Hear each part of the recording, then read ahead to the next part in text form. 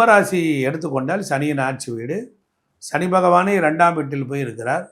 கூட அவருடைய நண்பர் சுக்கிரன் வருகை தந்திருக்கிறார். சின்ன வயதில் படித்து முடிச்சுட்டு இருக்கக்கூடியவங்களுக்கு உடனே வேலை கிடைக்கும். அது வருமானம் கூடவோ கம்மியவோ முதல்ல ஒரு வேலை கிடைச்சா அதை பிடிச்சிக்குங்க. அப்போ கும்பராசிக்கு பொறுத்தளவில் சுக்கிரன் சுகஸ்தானாதிபதி, 4ஆம் வீட்டின் அதிபதி 2இல் உச்சம் அடைகிறார். அப்போ 4 என்பது வீடு, வண்டி, வாகனம், சௌகரியம், ஐஸ்வர்யம், நாலேஜ், இதெல்லாம் கொடுக்கக்கூடியவர் சுக்கிரன்.